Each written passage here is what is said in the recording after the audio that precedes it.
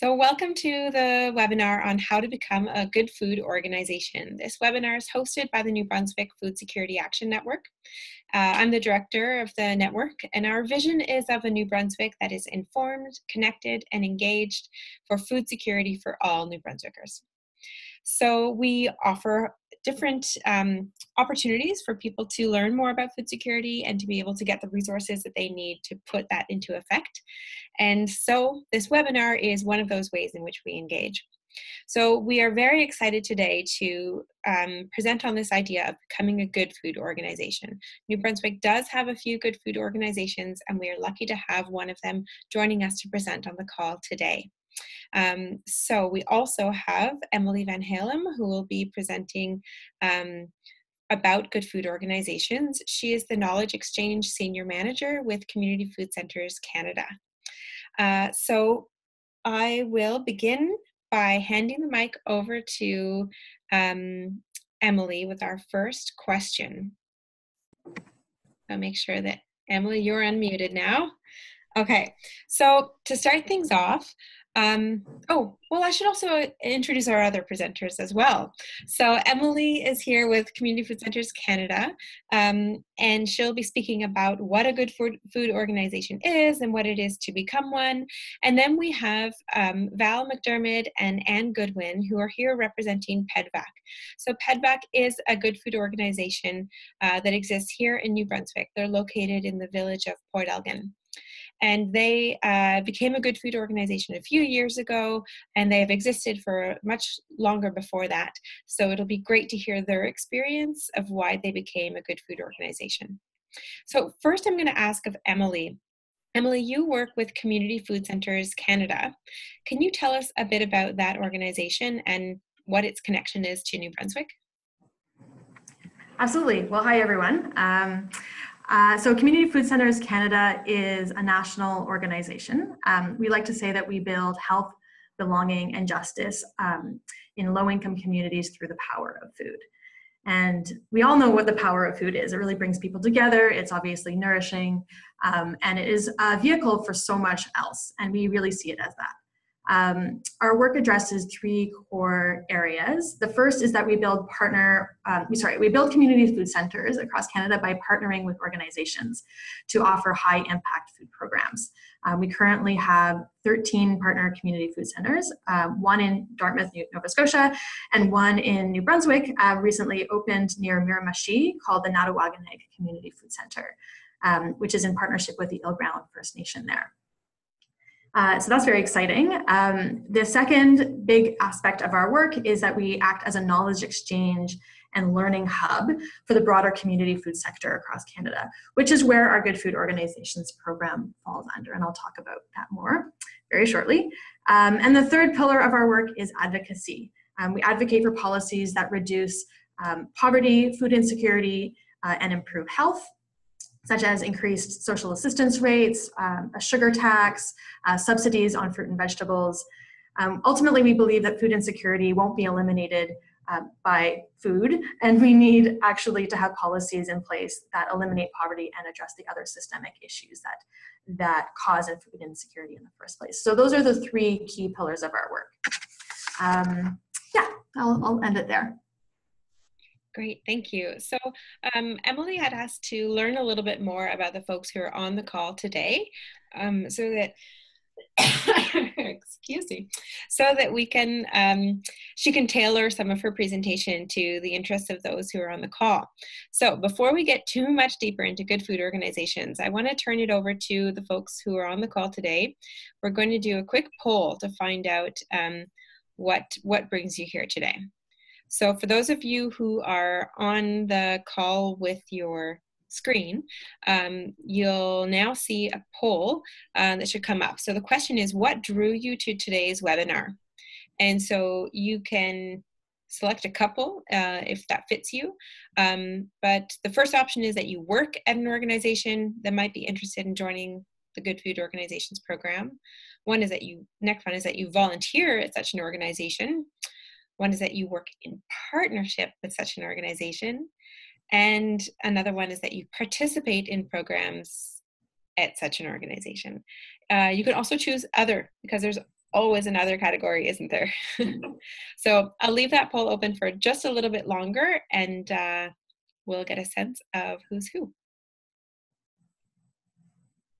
So doing the polls through this platform is a little new to the New Brunswick Food Security Action Network. May I ask participants, if you have completed the poll, are you seeing what the end result is? Yes? Emily is. No, Cynthia's not. Okay, so then I will let you know what folks have responded. Okay, everybody say no. I think if you say end polling, it will probably show the results to everyone. Okay, so 5, 4, 3, 2, 1, last call. Here it comes.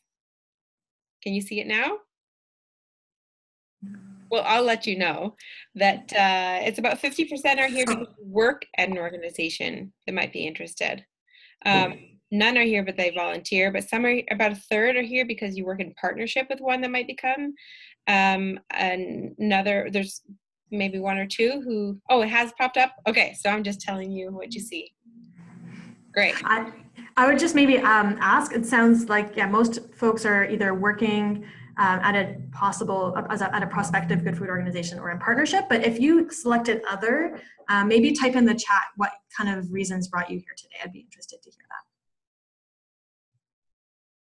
Oh, now I have a chance to share the results. Well, this is all very new to me, but it sounds like you saw it already. Sorry, I jumped in and I pressed share results, Laura, sorry. Oh, thank you, great. Perfect, I'm glad you're on it.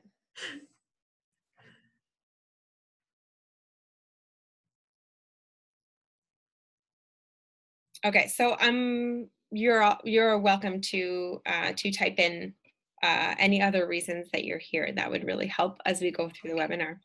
In the meantime, I'll continue on with our next question. So for Emily, I wanted to ask, can you give us a brief overview? What is the Good Food Organization program, and how did it come about? So we can get a bit of the history and understand why this is happening. For sure. So the main goal, I guess, of the Good Food Organizations program is to increase the capacity of the community food sector, the range of organizations across Canada, to offer healthy and dignified food programs in their community. So that's a pretty broad statement, but that manifests in a number of ways. But we really found that through the community food centers that we were investing in and supporting, that there was an interest and a need from the broader sector of like, what are the best practices and how can we have tools and resources and templates, because everyone is super busy. We all know that. Like, we're running programs on a shoestring budget and just trying to keep up. I've definitely been there myself. And so a centralized knowledge exchange and opportunity to learn from one another seemed like there was a need and there was a bit of a gap. There's certainly organizations and groups out there who are working in regions, even working nationally, but maybe more on a policy level. I know Food Secure Canada is active nationally on advocacy work, but we really found that there was a need to support organizations on a more of a programmatic and operations level. So we launched it in 2014, and it has been going strong ever since, always evolving, and we're big into evaluation, so we're always hearing from our members how the program is going and tweaking it accordingly. But ultimately, yeah, we have been doing that through learning. We produce learning resources, a number of manuals that are available online on topics like community meals and progressive food banking and community action programs. We run online training about every month, which is free for members. Sometimes that online training comes in the form of more of a knowledge swap or an intensive, like a multi-part series online on things like, fundraising, communications, and evaluation, to very specific programmatic, like how to run an equity-informed community garden program. We have an annual conference in Toronto called the Food Summit for community food centers and good food organizations, and that conference is free. And we also give some amount of subsidy to good food organizations who need travel help. We offer some grant streams through the program. Ultimately, we know that good work doesn't happen for free, and we want to be able to invest in the work that's happening across Canada, the progressive work, the work that has opportunity to become a best practice or to share good work that's already happening, capture the learnings. And so a number of grant streams are offered. Some of them are just available to good food organizations, but wherever possible, we prioritize good food organizations in the receipt of those grants. To house all of this information, we have lots of stories and photos and articles and the resources I mentioned.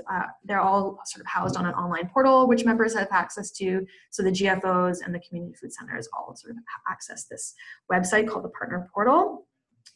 And ultimately, we also try to advocate collectively on issues. We think our voices are stronger together. And when it comes to advocating for policies that reduce poverty and food insecurity and improve health, like I mentioned earlier, we're always looking for opportunities to join our voices together. And so with this movement, I didn't mention, but we have 125 member good food organizations at the moment, which is amazing. It grows steadily every year.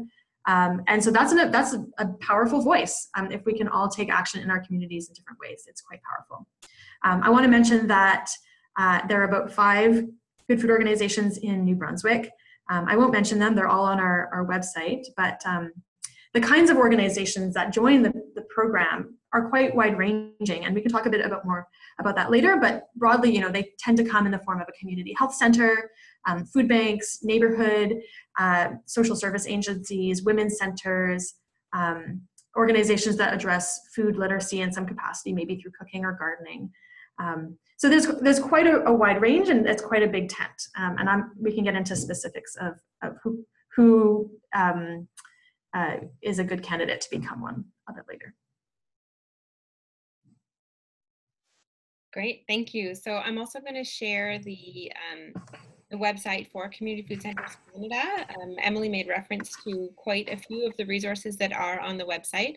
Some, like the portal, that are only for once you become a good food organization, but still there is a lot on there. Also more information about becoming a good food organization. So there's the Community Food Centers Canada site. There's also a good food organization site that I'll pull up shortly. So I wanted to jump in and ask, Emily, what kind of organization is not eligible to become a good food organization? Sometimes it helps to know, like, to filter out what's not eligible. Right, absolutely. So basically, we found that nonprofits, you don't have to be a charity, but generally they come in the form of a nonprofit organization.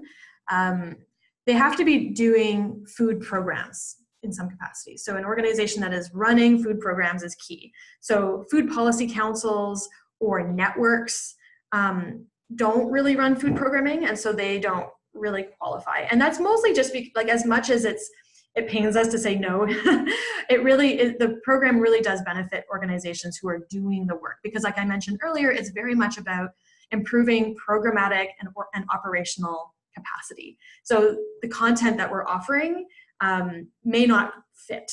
That being said, when we do campaigns, we always do look to collaborate with organizations who maybe have not fit the good food organization rubric, and there are opportunities to get involved with us in that way. So if you are a network or a food policy council or a more loosely affiliated group that's maybe not quite running programs or doesn't quite have organizational capacity to engage with the program, that's okay. I would say still get in touch with me, and we would keep you in our roster of people to sort of engage with more on the advocacy side of things, but less so on the program capacity side.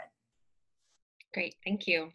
So I want to, just before we bring Anne and Val into the conversation, I was hoping that you could walk us through what the Good Food Principles are. They seem so key to the Good Food Organization's program. And so if you can walk us through what each of the principles are, and then maybe even an example to show what it looks like in practice.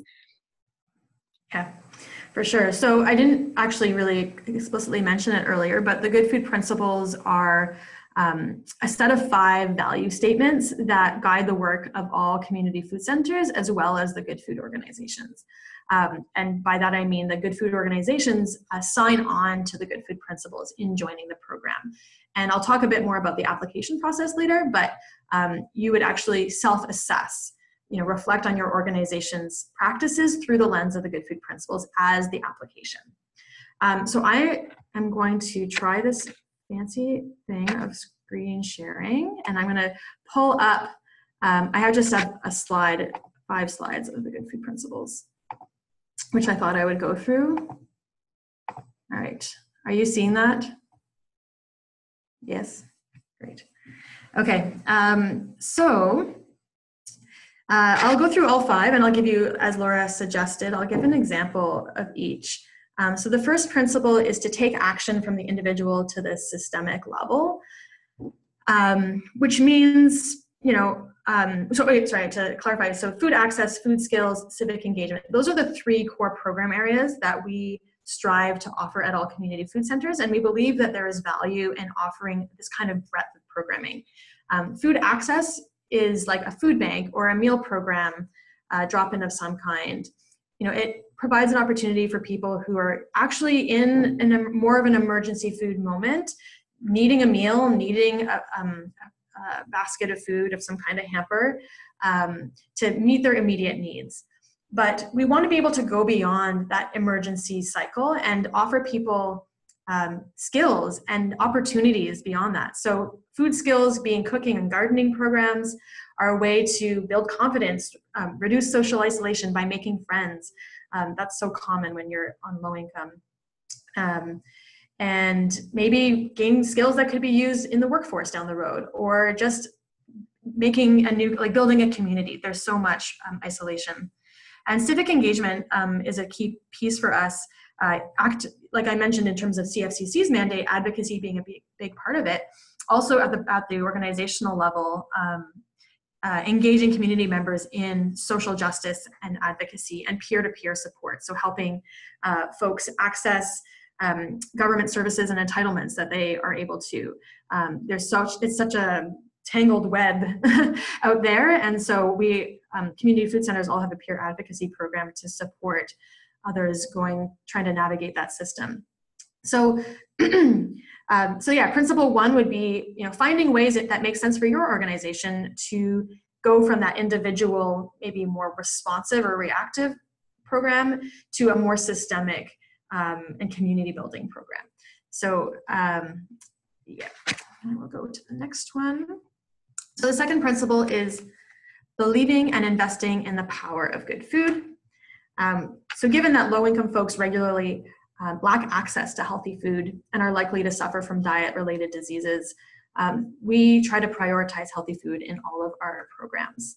And that could mean introducing a healthy food policy, rejecting donations of unhealthy food, purchasing local or sustainably produced food, and also offering culturally appropriate food, depending on your community. So here's a photo at the top is at the Stop Community Food Center, their food bank. So they've really prioritized fresh, locally grown food. They have a number of farm partnerships where the food is donated to them from farms. They buy in a lot of food at wholesale rates. They fundraise aggressively to do that. And so they really prioritize healthy, fresh, whole foods in their food bank. And in this middle picture here, this is from the Table Community Food Center in Perth, Ontario, where their chef runs these, weekly community meal programs, and she is quite amazing. And this is her making an Ethiopian feast. This is injera and a whole bunch of different sort of like lentil and meat dishes. So she's really trying to, expand people's palates in fun and creative ways. Okay, so the third principle is to create an environment of respect and community leadership. Anyway, sorry, I think I put the wrong photo in there. But ultimately, we strive to avoid the signs, symbols, and procedures that contribute to the stigma often experienced by people living on low incomes and attending charitable food programs. So we encourage organizations to not evaluate someone's income as a precursor to giving them access to a service, to try and eliminate lineups, to improve a physical space or infrastructure to make sure it's dignified and welcoming. And ultimately, we really tried to break down this binary so common in the charitable world of givers and receivers. And so we create opportunities for participants to contribute their assets by involving them as volunteers and as leaders.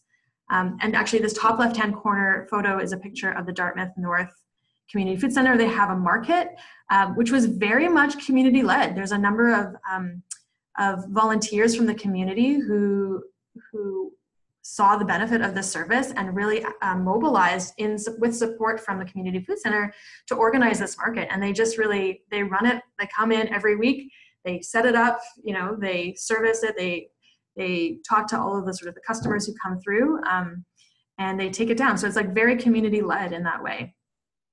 And it really, I think, is so valuable when community members can see other community members taking leadership, and not necessarily just being the people who have means being the ones providing the service. Fourth principle is meeting people where they're at. And this means to recognize and strive to meet people in ways that meet people's needs in the ways that are relevant to their circumstances. That could mean serving food at meetings and across all your programs, offering bus tickets to help people access your program if that's a barrier, scheduling your programs at times that make sense to your community members, asking your community members what they need to make the programs accessible and to make sure the programs are serving a need of theirs. Maybe it's, I know Regent Park Community Food Center runs some programs for queer and transgendered youth, because there's a population in their area who are experiencing a struggle with their own gender identity. In Winnipeg, they run a Filipino kitchen because there's a large Filipino community. So that's the photo on the right. And you can also think about physical barriers, physical access, raised beds to help people who are seniors or have physical challenges from bending over. So just there's a whole range of ways that we can meet people where they're at. And then the fifth and final principle is to aim high for our organization and our community. And this is more of maybe an operational infrastructure kind of principle, but taking a big picture lens to design our programs and organizational operations to ensure that they're reflecting best practices and the latest research, having a strategic plan in place, investing in fundraising to ensure organizational sustainability, that's obviously huge. And measuring and communicating impact of your programs. And so, the GFO program offers a range of ways to build those kind of infrastructure capacities on fundraising, evaluation, communications, program planning, strategic planning, that kind of thing.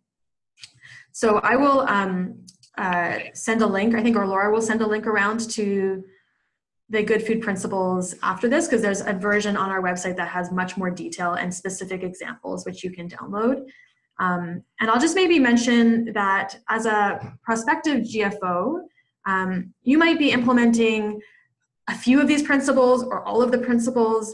And that's okay. It doesn't really matter where you're at in your process. What is most important is that you're actively interested in working towards them and reflecting on them as an organization. And we found that the principles, and I think Anne can speak to this a bit better. We'll speak to this later, but just how valuable the Good Food Principles can be in just articulating where your organization is currently at or where it wants to go. There's so many organizations that have said, we've used the principles to help articulate our next strategic plan or to facilitate a board meeting conversation. So I will leave that there. I'm going to try and stop share. Okay, here we go. I'm going to get out of my screen share and I'll hand it back to you, Laura. Great, thank you so much. I know when I first saw the Good Food Principles, it touched me in so many different ways.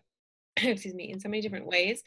In particular, the piece about dignity, about being able to assert that yes, that's an important part for all food programs. Also about aiming high. There's something about that really says, like, we often are operating on a shoestring budget, and it feels like we need to cut corners when we're operating with so little, and yet we need to be aiming high. We need to be offering that the quality of all of what we do is high. And also meeting people where they're at. I've seen that in a number of different organizations. They've really taken that value on, and you can see the difference. You can see how that approach changes. There's been a nice comment in the chat box where Rochelle, who's food security coordinator with Vibrant Communities Charlotte County, that she used to work at a farm near the Table. Is that the one that was called in Perth? Yeah, the Table Community Food Center. And so she's familiar with the programs from donating produce and taking part in meals. And I think that that's the case. I've met a few people around New Brunswick who have come with experience from other good food organizations and community food centers across Canada.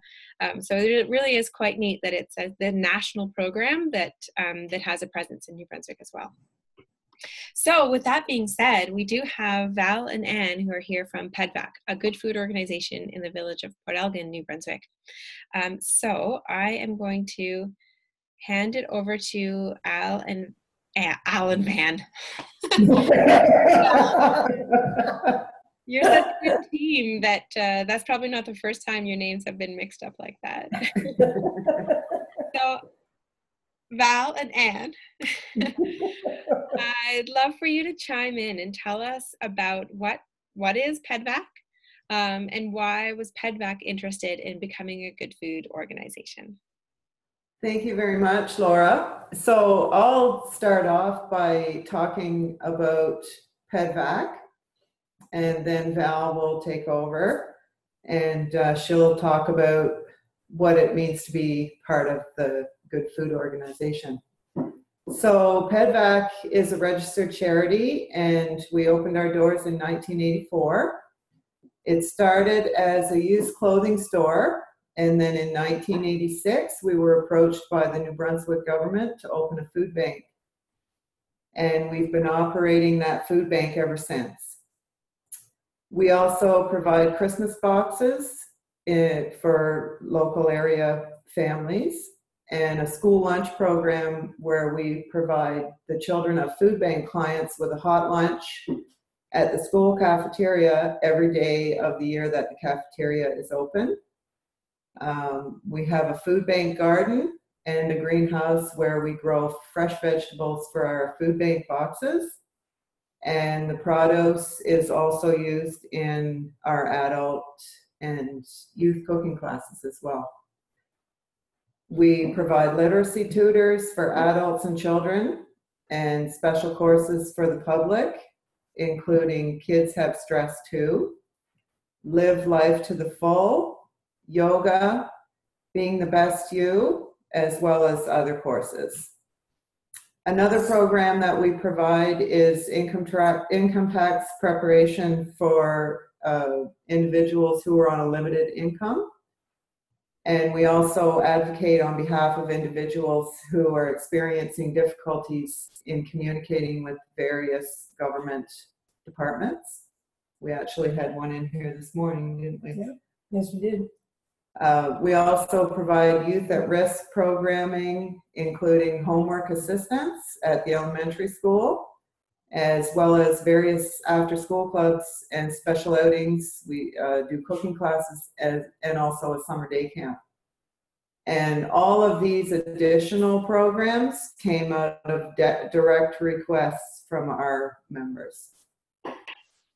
So to continue with that, Val, can I just jump in for a moment? Can you tell us how many people live in the village of Port Elgin? there's 450 people that live in the village of Port Elgin, but we also serve the surrounding rural area, and there's not a good way to get a number of that because we don't fall under any consensus, but we estimate somewhere between 3,500 and 5,000 people. Wow, I mean, with the size of that population, the number of services that you're able to offer, just Anne listing off all those services, that's amazing. And so for others, I'm in Sackville, very close to Port Elgin, and I grew up hearing about how awesome Pedvac's programming was, and just finally a couple weeks ago had the opportunity to tour Pedvac and see it myself in action, and I'm just overwhelmed, amazed at the number of services you're able to offer and the quality of those services. So, and for such that small population, but also a population in strong need. So yeah, I had to put that into context. I think that really is amazing what you're doing. Okay, go ahead, Val. Thank you very much. When we looked at being a good food organization and what that entailed, I realized that the principles that they had established were very similar to the principles that we had and that we wanted to develop more. And we weren't quite sure how to go there.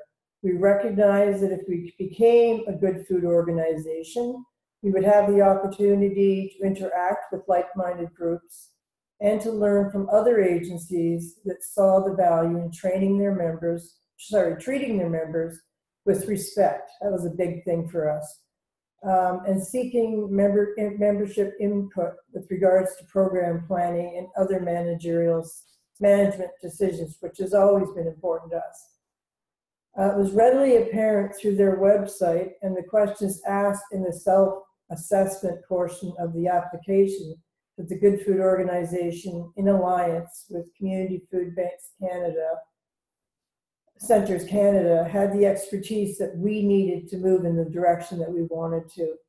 We wanted our members to know that we cared about them and the quality of food that they were consuming, and that working as a team, we could improve the quality of life in our community. So that's what attracted us to being a good food organization. Excellent, thank you.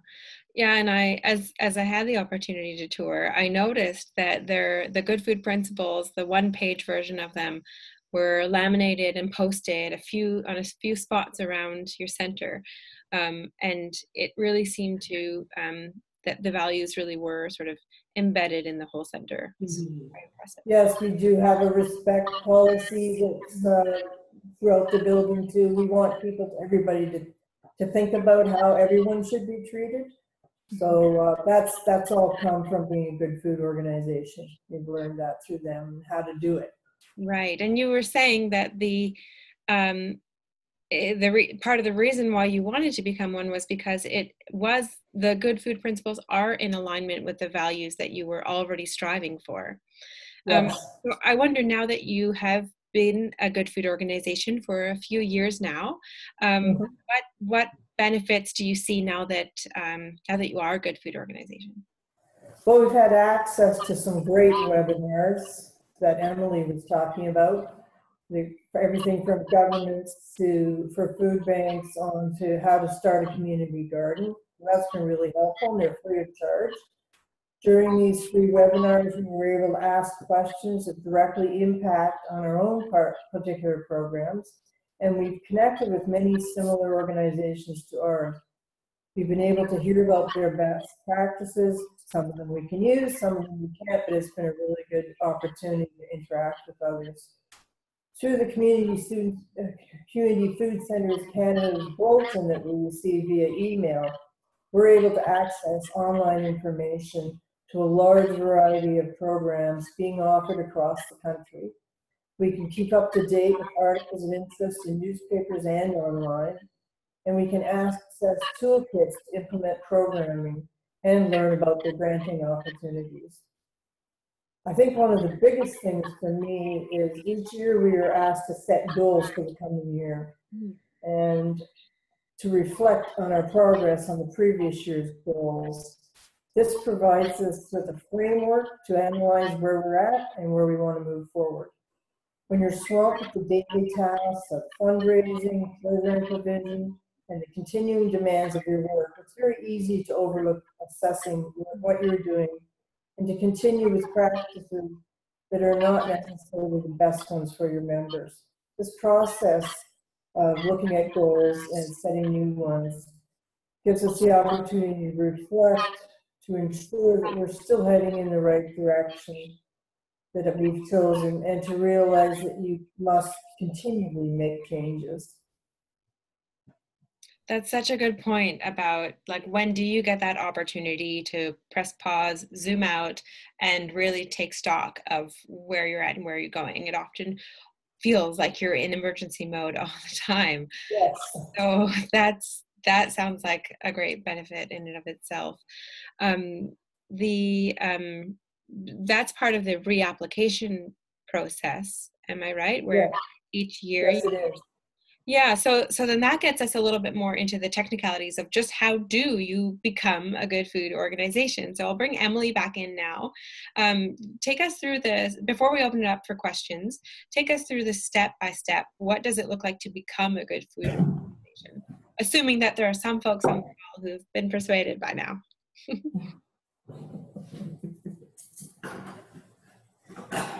Sorry, Emily. Oh, there, you're unmuted. Great.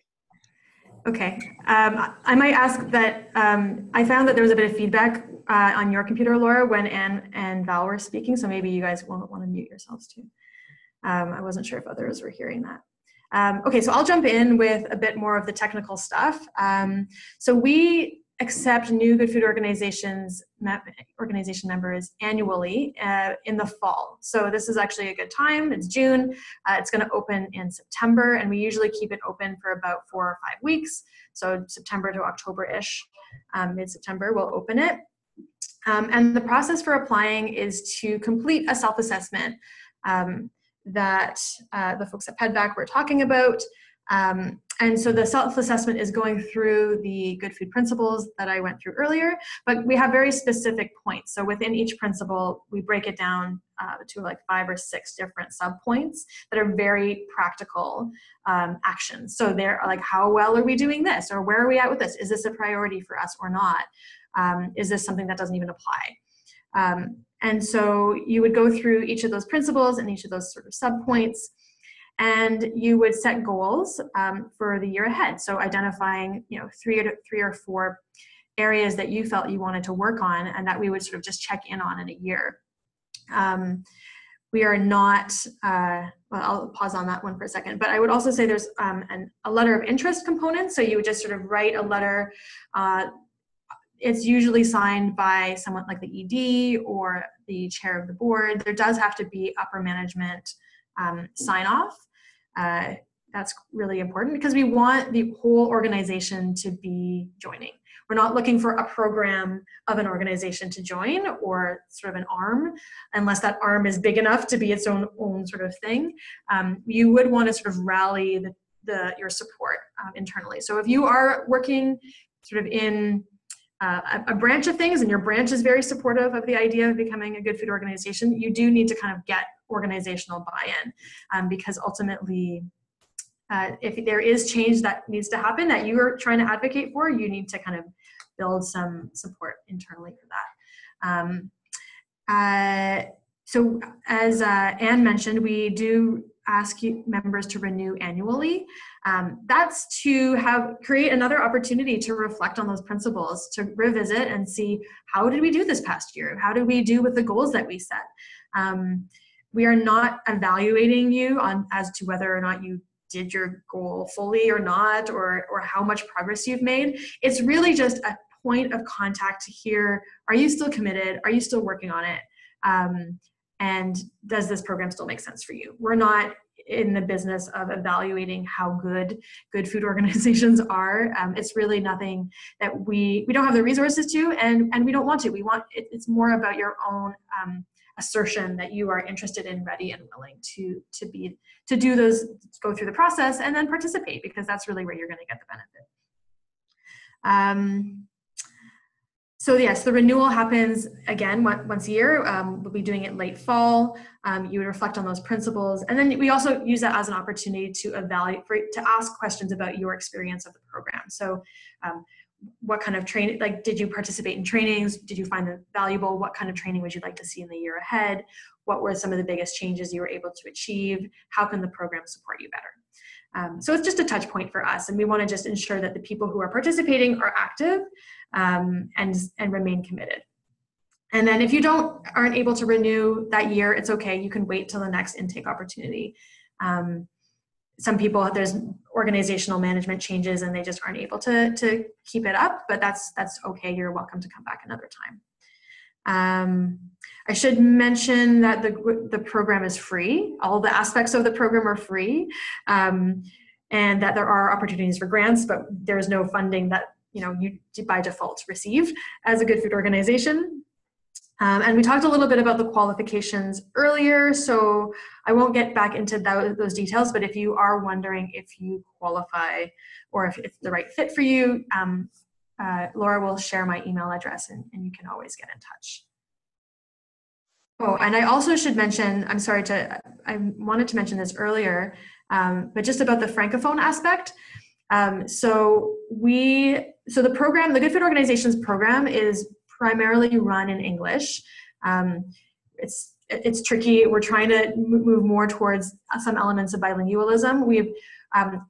Our website is in French and English in terms of like the public-facing website. The application is available in French and in English, so organizations can fill out whichever one they want. And the renewal as well is bilingual. And we're striving to make more of our manuals, like our bigger resources, available in French. Just trying to ensure that the things that have the biggest reach are the ones that are most likely to be translated. At the moment, our e-newsletter, our members website that I mentioned are in English, but there are folks who have French capacity on the team. So if you do need to call us up and just ask them questions, we can definitely handle that. And we're exploring ways to make our conference a bit more bilingual, because we definitely have a growing number of Francophone communities participating in the program. So I'll leave it there. Great, thank you so much, Emily. So I'll open it up to questions. So I invite that if you have a question, you can type it into the chat box and I'll try my best to moderate. Or you can just unmute yourself and say, hey, I'd like to ask a question. There is also a little raise hand function, but I think we're a small enough group that we can do it pretty informally. So if you have a question, then you're welcome to chime in. And I'll, in the meantime, ask that Emily, is there an email address for a French-speaking colleague that I'd also be able to share, just in case people want to reach out directly in French? Oh, sorry, you're on mute. And I'm putting you on the spot with this question. No, that's fine. You can email me. I'll just maybe type my email into the chat box, but it's just emily@cfccanada.ca. My French is decent. It's not perfect, which is why I'm not presenting in French, because I'm not maybe able to answer on the spot verbally, but I can definitely respond to emails in French. Okay, so Emily, there's a question about what are grants available for. So maybe just tell us, like, what is the scope of grants and what would good food organizations be applying for? Right. So we have, I would say maybe 3 different grant streams, and they're always evolving because we are always seeking out new funding to offer grants to our members and partners. We have a Food Fit grant round, an annual, sorry, not grant round, a Food Fit grant program, which is a very specific program that we offer at community food centers, and a number of good food organizations offer it now. It comes with a curriculum and training, and it's sort of very much of a bit of a package, but the point is to offer a healthy eating and physical fitness program to improve very specific health outcomes. That is not just offered to good food organizations, but we do prioritize members when they apply, because we want to invest in the members who've already invested in us. But it is a very particular program in that there are very specific requirements, and hiring a staff person to run this very specific program, it's a bit more, I will say it's a bit more of a complicated grant. It's not just money. There's a bit of evaluation that's tied to it. But that is a great program if you do have some community kitchen capacity already and some familiarity with evaluation. It's a really fantastic and very impactful program that we've seen a real improvements in people's physical health and confidence. It uses very basic movement-based activities, walking, using a pedometer, group check-ins, like very supportive kind of environment. That is for, I'm just doing this off the top of my head, it's a $40,000 grant over 2 years. And then we try to support you to try to build your case to get more funding to keep going with it. We also offer a Child and Youth Innovation Grant Stream, which is exclusively for good food organizations. And that is the one that members have exclusive access to. That is to run a youth program, whether it's for kids or youth, like teenagers, to improve food skills. It's come up, they've been run in a whole range of ways. There's been filmmaking for teens. There's been peer mentorship, like teens sort of get trained and then they teach like littler kids. It's up to the organization to put forward a proposal. I believe those are for $25,000 for 1 year grants. And those are learning grants where we really try to glean knowledge and best practices and learning from those grantees and capture them in some resources or articles that we share out with the network. And then so the third grant stream is more of like a community food center track grant stream. So for organizations that really are interested in becoming a community food center and seem to have a number of the criteria in place, it would be an opportunity for us to partner as sort of like a test out the waters, see if the relationship works, and be able to help you pursue the other pieces to become a community food center. So whether you need to invest in a space, find a different building, do some renovations, that kind of thing. We do have some smaller capital grants, like more infrastructure, like improving your kitchen facility, that kind of thing. Those are just getting rolling at the moment. And as I mentioned earlier, we are always looking for other granting opportunities. Right now, we're really trying to raise some funds to help people run affordable produce markets, because we really see that as a great alternative to a more traditional food bank. So, being able to run a market that you sell food at a very low cost, animated a bit with programming, it can really help improve the vibrancy of the neighborhood. So that is not confirmed or anything like that, but we are pursuing funding for it. Fantastic. Thanks, Emily. So I'll invite if anybody else wants to chime in with a question, type it into the chat box or unmute yourself and ask. And it can be a question for Emily, it can be a question for Val and Anne, or really for anybody else on the call.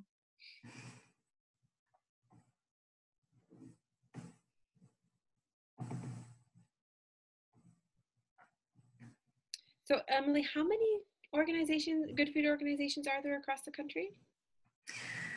Well, there's 125 altogether, and maybe about 10 of them are international. We have started to dip our toes into other countries. Mostly people come to us saying they want to affiliate with us in some way. So there's, just a handful, maybe 10 altogether in the States, the UK, and Australia. So maybe 115 in Canada. Yeah. And how would you define most of these organizations? Like, I'm imagining that if food is somehow involved in their programming, it could be a huge spectrum of organizations, everything from food banks to folks who just bring in a healthy eating program into a small aspect of their work. Yeah, that's true. There are quite a range of organizations, like from those who are doing emergency food provision to those who really just run, some cooking classes and maybe have a garden out back, and a huge range of capacities as well. Some are quite large established organizations, and some are, whether they're new or they're just, they're serving a very small community. Their operating budgets would range widely as well. But like I mentioned earlier, I do think that there's a wide range of opportunities to get involved. You can kind of choose what you want to engage in. There's no requirements of participation. And whether it's just, some people I've seen just like they come to the food summit every year. They just think that that's the best thing. That it's a way for them to really touch base with peers who are doing similar work and share a similar set of values in their work. And to learn about sort of up and coming best practices or what's worked well. And so they come to Toronto for that for 3 days, and others are regularly on our website and downloading resources and coming to trainings. And sometimes they'll come to just, an intensive, like they really wanted to attend the food bank transformation intensive, the course that we ran earlier this year. And then they sort of get access to a staff person where they can kind of bounce ideas and get support as they go forward. Right, and we haven't yet had a chance to talk about the food bank transformation course, but Anne from Pedvac was able to participate in the last round. Emily, maybe if you can give us a quick run through of that course, and then Anne, maybe if you could also speak about what your experience was with it. I know For we have sure. a couple of folks from food banks on the call, so might be interesting to hear about that opportunity in particular. Yeah, it's something that we've run now for 2 years. It's now a 4-part mini course. So the idea is if they're an hour and a half online sessions, we ran them this past year every 2 weeks. Maybe next year we'll do every 2 or 3 weeks. But it's an opportunity to go through some very specific aspects of how food banks could evolve to address more of the systemic issues underlying food insecurity, to change the kind of food that they serve. That's obviously a huge hurdle for many food banks because they're very usually quite under-resourced. How to make your space more welcoming and dignified, all the aspects of the principles. I actually have I don't know if you can see it here. I brought a copy of the food bank manual that we produced last winter. So it's called Beyond the Emergency, How to Evolve Your Food Bank into a Force for Change. And it's actually, anyone can download it. You don't need to be a good food organization to download it from our website. But it actually goes through all of the 5 good food principles and how organizations could evolve their practices alongside them. And there are discussion questions at the end of each chapter. But our course sort of uses this as a guide, but goes into very specific detail as to how organizations could shift their practices, how to, for example, we dive into how to create a healthy food policy, how to shift your sourcing, how to communicate a new message or a direction for your food bank, how to deal with resistance. That's obviously a very common challenge for food banks. I co-facilitate it with my colleague Reka, who ran a food bank for 7 years at a community food center and has lots of experience of actually shifting that dynamic. And has supported other food banks along the journey. So it's a great program, and we hope to offer more of these sort of multi-part series trainings because they actually really do get into the nitty-gritty of things, more so than a one-off can. Awesome, thank you. And I imagine that you're also doing that with other food banks, so there's maybe an opportunity for a bit of a community of practice there? Oh yeah, definitely. We actually have an online sort of Google group over the course of that program, and people can stay in touch afterwards. And we every session features a case study. So from the audience, last year we had 25 food banks participate from Canada and the States, and every week there was a different case study where we dove into some of the specifics in their experience. And I just see a question here around if the course is free, and the answer is yes. It is free. Even if you're not a GFO, the course is free. But we do prioritize good food organizations in the membership because we actually had 50 or so apply to the course this year, and we were only able to take 25 because we want to make it an interactive experience. So I'm going to hand it over to Anne for a quick comment on her experience of that course. What was that like, Anne, and what did you gain from it to bring back to Pedvac? It was a very good course, and I would highly recommend it for anybody who is actually working in a food bank. So what it did for me was since we've already gone through the good food to become the members of the Good Food Organization, we've already done a lot of the things that are required for that. But this course kind of forced us to look at it again. For example, our healthy food policy, that policy now guides our purchasing. We purchase milk and eggs from local farmers. Also, we have fresh meat now that goes into our food hampers. So it kind of teaches you how to put that policy into place, how to come up with a policy and then and put that into place. With regard to coming into the food bank, we've made it now so that it's a lot more welcoming for the members when they come in. They feel like they're not going into a dirty old basement anymore.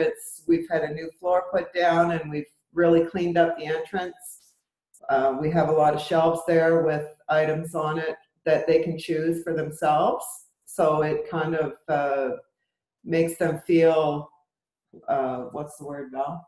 They're empowered because they have choices. They can make their own choices. They don't, they're not just picking up a box. What else, Val?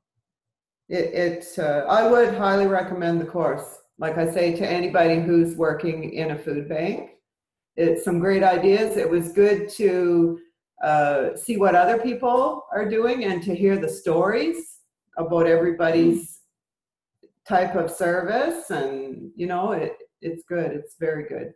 Is that where some of the discussion came out of not referring to people as clients, but as members? Mm-hmm. I believe. I didn't take the course, but I know that there's been a discussion about that. That's great. And I think it's all those little things that really add up to Mm-hmm. the whole environment is. That's great. Thank you so much for sharing that. If we have one last question, there'd be time for that. In the meantime, while we're waiting for a question to pipe up, I'll ask Emily, how would we stay in touch to find out about when the GFO application process is open, and if there is another food bank transformations course? The New Brunswick Food Security Action Network will try to stay on top of that to get that information out through our channels. But if folks for sure want to be directly in touch, how would they do that? All right. So I would suggest just emailing us. I'm going to put the email address out right now, goodfoodorganizations@cfccanada.ca, just to alert us that you're interested in being alerted. I guess when we open up the next round, we always do a direct outreach to anyone who has got in touch with us over the course of the year saying we want to know more. So as soon as that intake round opens in the fall, we'll email you. You can also check out our website come September. If you want to put a calendar reminder, mid-September, it should be up. And if you ever want to see an example, I have an example version of the application. We don't make it live until it's an online application, but I do have a PDF version that you can look at, which is like, not for use, but just to review and prepare, especially if you need to do a bit of wrangling or convincing or just like communicating internally, what's the program and what's to be expected. And there's an FAQ document on our website. If you go on, I think Laura shared it earlier, but if you go on to cfccanada.ca and look under the Good Food Organizations section, it explains what the application process is, what the qualifications are for application, what's involved, and there's an FAQ document you can download. So definitely do that. Email us if you just want to be alerted, and we'll keep track of that. And I will, of course, send it to Laura, and she'll send it out to the network.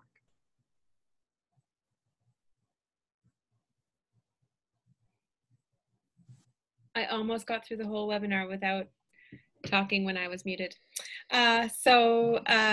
We've reached our time. I want to say thank you so much to our presenters, to Emily Van Halem, who is presenting on behalf of Community Food Centres Canada with Good Food Organizations, and also to Anne Goodwin and Val McDermott from Pedvac. Thank you so much for sharing your experience and being here and willing to help other New Brunswick organizations out. One tiny last question has come in. Did you say the PDF of the application was available online? I think the PDF is no. you, right? Sorry, what was that? It's available directly from you by email?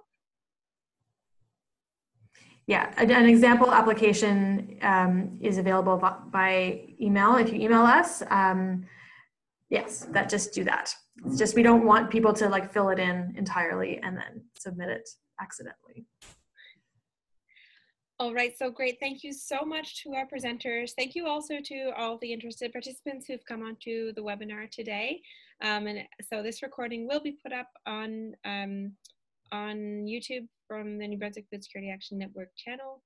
And stay tuned for more and other webinars. And if you have ideas about a topic for a webinar, then we would be very happy to hear and to host. So thank you all for your participation today. I can't wait to see all the new good food organizations popping up across New Brunswick in the coming months. Thanks, everyone. Thank you. Take care.